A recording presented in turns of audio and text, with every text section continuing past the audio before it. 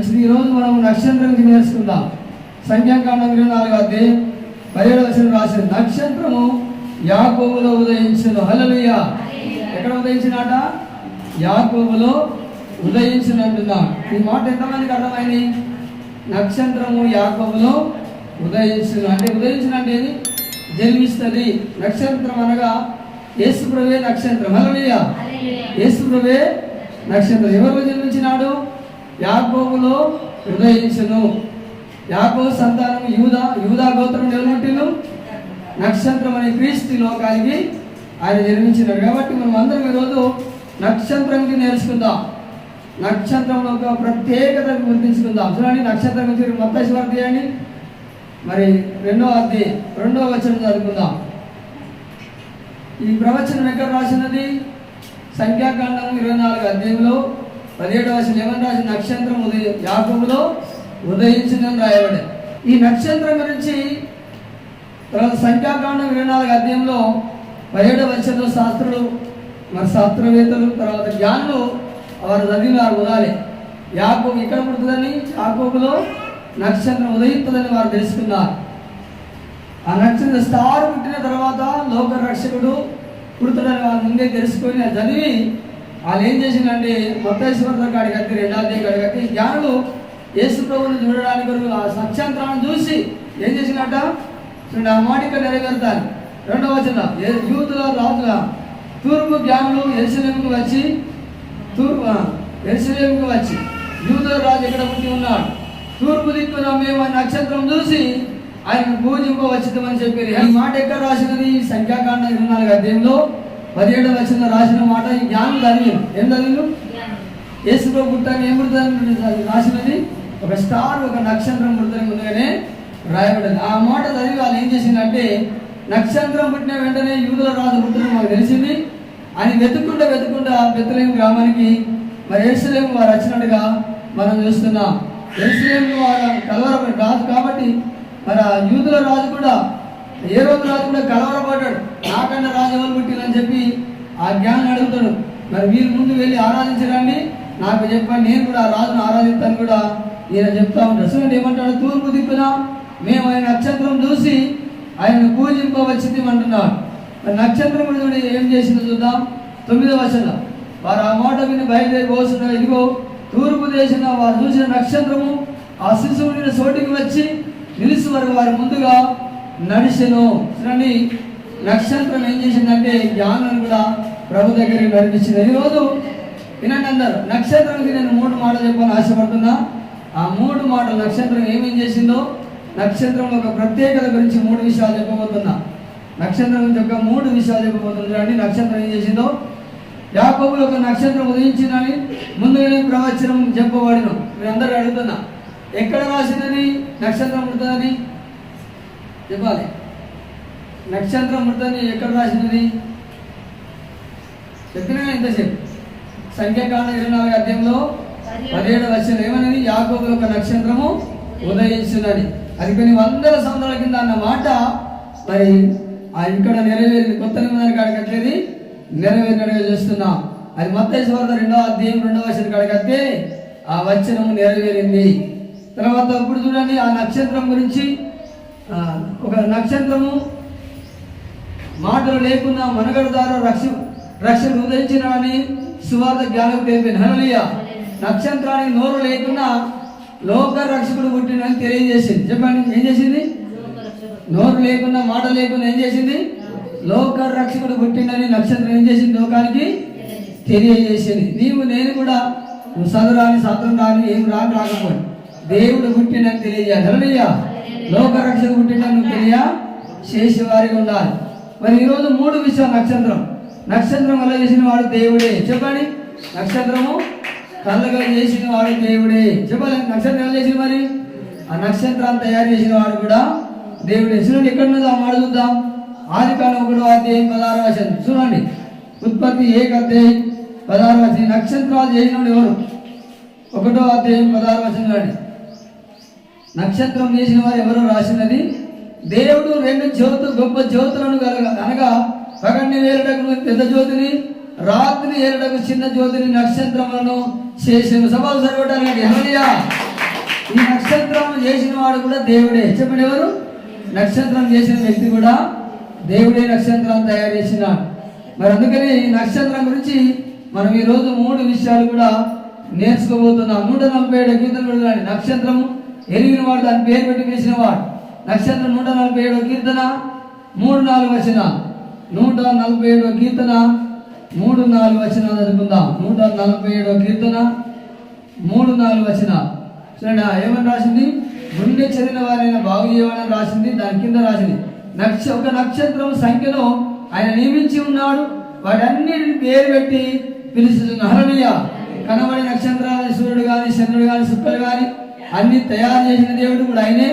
వాటిని పేరు పెట్టి పిలిచే దేవుడు కూడా ఆయనే. అందుకని నక్షత్రం జగ్గ రాసిన ప్రవచనం సంఖ్యాకాండం 24:17 రాజా యాకోబులో ఒక నక్షత్రము ఉదయించును. యాకోబు కొడుకు ఎవరు? ఏ కొడుకు? యూదా గోత్రం. యూదా గోత్రం నుండి ఎవరు పుట్టిల్లు? నక్షత్రం ఉదయించింది. యేసుప్రభువే ఉదయించిన నక్షత్రంగా. కాబట్టి తెల్లారు. అందుకని ముందుగా ఈరోజు నక్షత్రం గురించి మనం 3 విషయాలు చెప్తాను. 3 విషయాలు గుర్తుంచుకోండి. మొట్టమొదటిగా నక్షత్రం ఒక ప్రత్యేకత నేర్చుకుందాం. నక్షత్రంలో ఒక ప్రత్యేకత గురించి నేర్చుకుందాం. తీయండి మత్తయి సువార్త 2:9 వచనం. మత్తయి సువార్త 2:9 నక్షత్రం ఏం చేసిందో చూద్దాం. 2:9 వచనం చూడండి. ఏమన్నది ఇక్కడ? ఆ నక్షత్రం చూడండి. ఇదిగో తూర్పు దేశంలో వారు చూసిన నక్షత్రము శిశువుని చోటుకి మీదుగా వచ్చి నిలువస్తు వారికి వారి ముందుగా నడిచాను. హల్లెలూయా. మొట్టమొదటిగా ఈ నక్షత్రం ఒక ప్రత్యేకత ఏంటంటే మహానీయుని జన్మాన్ని ప్రకటించింది. చెప్పండి, ఏం చేసింది? యేసుప్రభు పుట్టిండని లోకానికి తెలియ చేసింది. మొట్టమొదటిసారిగా నక్షత్రం చేసిన పని ఏంటంటే మహానీయుని జన్మాన్ని ప్రకటించింది. 2:9 ఏమన్నది? మహానీయుని జన్మాన్ని ప్రకటన చేసింది. లోక రక్షకుడు పుట్టిండని మరి లోకానికి తెలియజేసింది. మొట్టమొదటిగా మరి లోక రక్షకుడు పుట్టిండని ప్రకటన చేసింది. ఒకటి. రెండో చూద్దాం. రెండో మాట 8వ వచనం. 8వ వచనం. ఈరోజు నక్షత్రం నుంచి నేర్చుకుంటున్నాం. చెప్పండి, ఎక్కడ రాసిన ప్రవచనం? సంఖ్యాకాండం 24:17 ఏమని రాసినది? యాకోబులో నక్షత్రము ఉదయించిన. నక్షత్రము 3 గురించి, నక్షత్రం నుంచి ప్రత్యేకత 3 విషయాలు నేర్చుకున్నాం. మొట్టమొదటిగా ఏంటంటే మరి మహానీయుని జన్మాన్ని ప్రకటించింది. చెప్పండి, ఏం చేసింది? మహానీయుని జన్మాన్ని ప్రకటించింది మొట్టమొదటిగా. రెండవది ఏంటంటే నక్షత్రము మార్గము చూపించింది. చెప్పండి, రెండో చెప్పండి. ఏం చేసింది? నక్షత్రం ఒక మార్గాన్ని చూపించింది, నడిపించింది. ఎక్కడికి? ఎడిచిపెట్టిన మార్గం. యేసు ఏడ ఉన్నాడో ఆ ఉన్న కాడికి నడిపించింది, దారి కూడా చూపెట్టింది. 3 విషయాలు చెప్తాను కదా. మొట్టమొదటి మాట చెప్పండి, మహానీయుని జన్మాన్ని ప్రకటించింది. అది మత్తయి సువార్త 2:9 ఉన్నాయి. తర్వాత 3వ విషయం ఏంటంటే నక్షత్రం మార్గం చూపించింది, అంతేకాకుండా నడిపించింది. ఎక్కడ నడిపించింది? లోక రక్షకుడు ఎక్కడైతే పుట్టి ఉన్నాడో ఆడికి దారి చూపెట్టింది. చెప్పండి, ఆడికి వాళ్ళని నడిపించినట్టుగా, ముందుగా వారికి నడిచినట్టుగా రాయబడింది. వారికన్నా జ్ఞానం కన్నా ముందు ఏం చేసింది? వారికన్నా ముందుగా నడిచినట్టుగా మనం చూస్తున్నాం. రెండవది మార్గం చూపెట్టింది. 3వ విషయం ఏంటంటే చీకట్లో వెలుగును ప్రకాశింపజేసింది. చెప్పండి, చీకట్లో ఇప్పుడు చెప్పాలి. నక్షత్రంలో ప్రత్యేకత గురించి చెప్పండి. 3 కార్యాలు జరిగినాయి నక్షత్రం ద్వారా. ఏం జరిగింది? మొదటిగా మహానీయుని జన్మాన్ని ప్రకటించింది. లోకరక్షణ పుట్టిందని తూర్పుగాల్లో ఎప్పుడు వచ్చింది ఎరుసలేముకు? ఆ నక్షత్రాన్ని చూసి వచ్చిందా రాలేదు? కాబట్టి మహానీయుని జన్మాన్ని ప్రకటించింది నక్షత్రం. రెండోది, ఆ నక్షత్రం మార్గము చూపెట్టింది. ఏం చూపెట్టి చెప్పండి? మార్గాన్ని, దారి చూపెట్టింది, దేవుని దగ్గరికి నడిపించింది. ఈరోజు నీవు నేను కూడా ఒక నక్షత్రంగా ఉండి మహానీయుని జన్మాన్ని ప్రకటించాలి. రెండోది, ఈ చీకట్లో సతమైపోతున్న ప్రజలకు దారి తెలియక ఏ దారి పోవాలో తెలియని ప్రజలకు ఏం చెప్పాలి? నిజమైన దారిని, యేసు దారిని చూపించే ఒక నక్షత్రం లాగా ఉండాలి. మూడోది, చీకట్లో వెలుగు ప్రకాశింపజేసి. హల్లెలూయా. జ్ఞానులు చీకట్లో వెళ్తున్నారు, కానీ ఏం చూపెట్టింది? వెలుగు చూపెట్టింది, లోక రక్షకుడు చూపెట్టింది. అంటే నీవు నేను కూడా ఎంతోమంది ప్రజలు చీకట్లో సతమతమైపోతున్న ప్రజలను మనం వెలుగుగా ఉండి వెలుగు చూపెట్టాలి. చెప్పండి, మనం వెలుగుగా ఉండి ఏం చేయాలి? వెలుగును చూపెట్టాలి. యేసుప్రభుని మీరు మత్తయి సువార్త 5వ అధ్యాయంలో 14వ వచనం చెప్పాడు ఏమన్నా, మీరు లోకానికి వెలుగై ఉన్నారు. సపోజ్ జరగండి హల్లెలూయా. ఏమన్నా, మీ లోకానికి వెలుగై ఉన్నారు అన్నాడు. కాబట్టి మనం కూడా ఒక నక్షత్రం లాగా వెలగాలి. చీకటిన ప్రజలుగా వెలుగుని అంటబెట్టే వారికి చూపించే వారిగా మనం కూడా ఉండాలని చేసుకుంటున్నాం. చూడండి, చీకట్లో గొప్ప వెలుగు ప్రకాశింపజేసింది. ఈ 3 మాటలు ఎవరు చెప్పగలుగుతారు? నక్షత్రం చేసిన 3 కార్యాలు. మొట్టమొదటి వాడు ఏం చేసింది? మహానీయుని జన్మాన్ని ప్రకటించింది. రెండవ మాట చెప్పండి, ఏం చూపెట్టింది? మార్గం, దారిని చూపెట్టింది, వారికి అక్కడికి నడిపించింది. మూడవది చెప్పండి, చీకట్లో నక్షత్రం ఏం చేసింది? వెలుగుని ప్రకాశింపజేసింది. చీకట్లో ఉన్న జ్ఞానం ఏం చూపెట్టింది? వెలుగుని ప్రకాశింపజేసింది. కాబట్టి దేవుని గారు మనం కూడా ఏదో నక్షత్రం నుంచి ఆలోచన చేయాలి. నక్షత్రాల నీవు నేను కూడా ఒక నక్షత్రమే. చెప్పండి, యేసు దేవుని ప్రతి ఒక్కరు కూడా ఈ లోకానికి నక్షత్రమే. మనము 3 పనులు చేయాలి. ఒకటి, మహానీయుని జన్మాన్ని లోకానికి ప్రకటించే వారికి ఉండాలి. రెండోది, చీకట్లో సతమతమైపోతున్న బిడ్డలకు దారి చూపే బిడ్డలుగా మనం ఉండాలి. ఎట్లుండాలి చెప్పండి? దారి. మరి మూడోది, చీకట్లో వెలుగుని చూపెట్టాలి. చీకట్లు ఎందుకు పెట్టాలి? వెలుగుని ప్రకాశింపజేసే వారిగా మనం ఉండాలి. అందుకనే మత్తయి సువార్త 5వ అధ్యాయంలో 14వ వచనం, మీరు లోకమునకు వెలుగై ఉన్నారు అన్నాడు. చెప్పండి, ఏమైనా మాట? మనందరం మనం లైట్ అయి ఉంటున్నాం, వెలుగై ఉంటున్నాం. కాబట్టి చీకట్లో ప్రజలందరికీ కూడా మనం వెలుగుని చూపించే వారిగా మనం ఉండాలని ఈరోజు నేర్చుకుంటున్నాం. అందుకని ఈ 3 విషయాలు మనం నేర్చుకుందాం. నక్షత్రం ఒక ప్రత్యేకత మనం చూసినాం. ప్రత్యేకత చెప్పండి, మహానీయుని జన్మాన్ని ప్రకటించింది. రెండవ విషయం, దారి చూపెట్టింది. దారి తెలియని వారికి ఏం చూపెట్టింది? ప్రభు దగ్గరికి దారి చూపెట్టి నడిపించింది. మూడోది, చీకట్న జ్ఞానం ఏం చూపెట్టింది? వెలుగుని ప్రకాశింపజేసింది. మనం కూడా అలాగా వెలుగు చీకట్న ప్రజలకు వెలుగుని చూపెట్టే వారిగా మనం ఉండాలి. చూడండి, ఒక మాట చదువుకుందాం. మరొక మాట చెప్తున్నా, ఈ నక్షత్రము తూర్పున ఉదయించి నక్షత్రం ఎటువంటి అట్టాసంగా ఆడంబరం లేకుండా కేవలము క్రీస్తుని గురించే బోధించింది. హల్లెలూయా. ఎంతమందికి అర్థమైంది? నక్షత్రం ఏమైనా గొప్ప చెప్పుకున్నదా? నేను గొప్పదాన్ని, నేను మంచిదాన్ని, మంచిని అని చెప్పి నక్షత్రం ఏమైనా బుడుకున్నదా? తూర్పున ఉదయించింది కానీ ఆ నక్షత్రం గురించి గొప్ప కానీ అట్టాసం గురించి కానీ ఏం తెలియజేయాలి. కానీ లోక రక్షణ గురించే తెలియజేసింది. హల్లెలూయా. ఈరోజు చాలా మంది ఏం చేస్తారంటే వాళ్ళ గురించే చెప్తా ఉంటారు, దేవుని ఎక్కడ చెప్పాలి. నా కొడుకు మంచిది, నా కోడలు మంచిది, నా భర్త మంచిది, నా భార్య మంచిది, నా పిల్లల సార్, మా కుటుంబం పరివారం మంచివాళ్ళం, మా అంత గొప్పలు ఇవ్వలేదని కూడా వాళ్ళే చెప్తా ఉంటారు. నీ గురించి ఎక్కడ చెప్పుకోవాలి? సఫలు పెట్టండి. హల్లెలూయా. నక్షత్రం గొప్పతనం చెప్పుకోలే, ఆడంబరం గురించి చెప్పుకోలే, కానీ లోక రక్షణ గురించి చేసి చూడండి, జాగ్రత్తనండి.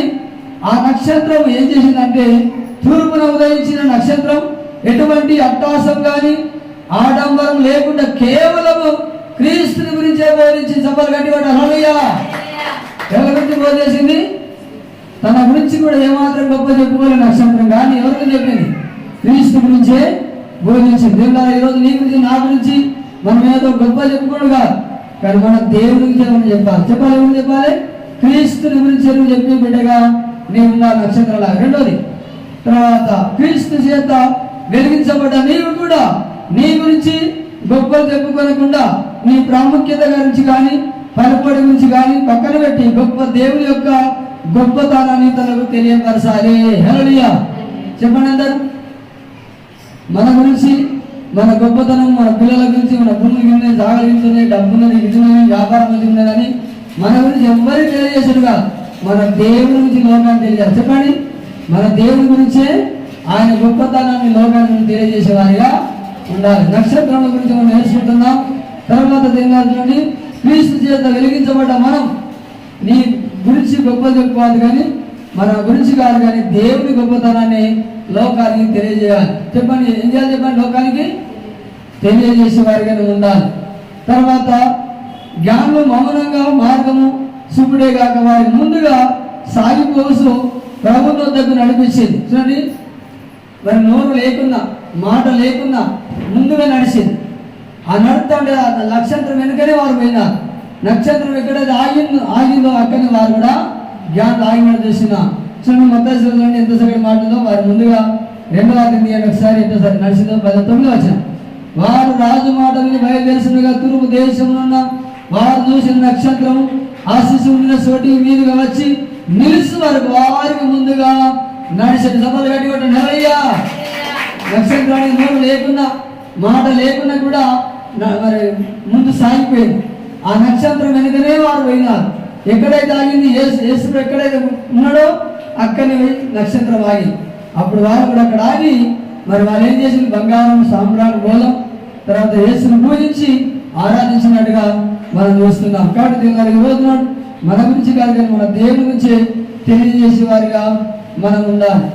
ఇంకా క్రీస్తు ప్రతినిధులుగా అనేకులకు క్రీస్తు సందేశం అందించి క్రీస్తులకు నడిపించగలిగిన ఒక నక్షత్రం వలె పిలువబడిన హల్లెలూయా. దానియేలు గ్రంథం తీసుకోండి, 12వ అధ్యాయం.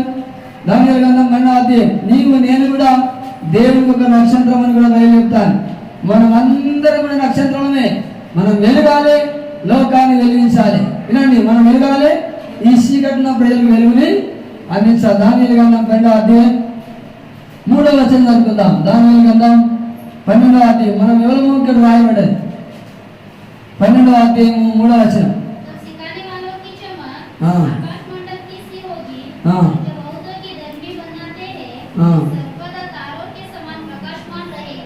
చూడండి, బుద్ధిమంతులైతే ఆకాశ మండలంలో జ్యోతులను పోయిన వారై ప్రకాశించేది. హల్లెలూయా. బుద్ధిమంతులు, జ్ఞానవంతులు, మంచి విశ్వాసులు ఏం చేస్తారంట అంటే ఆకాశ మండలంలో జ్యోతులు ఏ విధంగా ఎక్కడ వెలుగుతా ఉన్నాయో వినండి. దేవుని మాట ఏంటంటే సూర్యుడు ఎప్పుడు ఉన్నానో అప్పుడే ఉంటాను, ఉండలేడా? చంద్రుడు ఎప్పుడున్నానో, సుక్కలు ఎప్పుడున్నాను, ఎవరి ఉంటాయి? సృష్టికర్త మాట వింటున్నాయి. మరి మనం కూడా అవి చేసినట్టే మనం కూడా ఎట్లా పని చేయాలి. చూడండి, బుద్ధిమంతులైతే ఆకాశ మండలం అందున్న జ్యోతులను పోయిన వారై ప్రకాశించేది అంటున్నారు. మనం కూడా వెలగాలి. సుక్కలు ఎప్పుడు వెలగాలి, అప్పుడు వెలుగుతున్నాయి. చంద్రుడు ఎప్పుడున్నాను, చంద్రుడు ఉంటాను, సూర్యుడు ఎప్పుడున్నాను, సూర్యుడు ఉంటున్నాడు. మనం కూడా బుద్ధిమంతులుగా ఉండి మనం ప్రకాశించాలి. మనం వెలగాలంట, శ్రీకరణ ప్రజలకు వెలుగుని అంటబెట్టాలంట. ఇక్కడ ఏమిటంటే అనేకులు నింపుతారు, వాళ్ళందరూ నిరంతరం ప్రకాశించెదరు. నక్షత్రం వల్లే నిరంతరం ప్రకాశించెదరు. అంటే క్రీస్తు దగ్గరికి ఎవరు కొంత అన్యులను నడుపుతారో వాళ్ళు పరలోకంలో ఎప్పటికీ వెళ్ళుకుంటూ ఉండాలి. సభలు పెట్టండి, ఎలా ఉండాలట? నీ దాకా ఒక్కడన్నా దేవుని దగ్గర రావాలి. నువ్వు వెలగాలి, కొంతమందిని వెలుగు అంటించాలి. వాళ్ళ ఎల్లకాలం ఒక నక్షత్రం లాగానే పరలోకంలో వెలుగుకుంటూ ఉండాలట. క్రీస్తు దగ్గర నడిపించిన వాళ్ళు బుద్ధిమంతులైతేనే అనేకులను దేవుని దగ్గరికి నడిపిస్తూ ఉంటారు. కాబట్టి దేవుని గారు అందుకే నువ్వు నేను కూడా ఒక నక్షత్రం ఈ చీకట్లో సతమతమైపోతున్న ప్రజలను దేవుని దగ్గరికి నడిపించే బిడ్డలుగా మనం ఉండాలని ఈ రోజు చూస్తున్నాం. మనం అందరూ పెడుతున్నాండి, మరి క్రీస్తున్న దగ్గర నడిపించే వారికి ఉండాలి. ఆ నక్షత్ర చీకట్లో లోకంలో గొప్ప వెలుగును ప్రకాశింపజేసింది. చూడండి, నక్షత్రం ఏం చేసింది? చీకట్లో గొప్ప వెలుగుని మరి చూపెట్టింది. నీవు నేను కూడా చీకటి ప్రజలు, ఈ పురాతోలు కళ్ళతో దేవునామని ప్రజలు, చెడు పనులు చేసేవారు, తర్వాత విగ్రహారం చేసేవారు, అందరి కూడా చీకటి ప్రజలు. ఆ చీకటి ప్రజలను ఒక వెలుగా ఉండాలి, ఒక నక్షత్రం లాగుండి క్రీస్తు దగ్గరికి నడిపించే బిడ్డగా నీ ఉండాలని ఈరోజు చూస్తాను. నీ మాటల ద్వారా, నీ ప్రవర్తన వెలుగు ద్వారా, నీ క్రియలనే వెలుగు ద్వారా కూడా ఈ నశించిపోతున్న ప్రజలను దేవుని దగ్గరికి నడిపించే ఒక నక్షత్రం లాగా నీ ఉండాలి.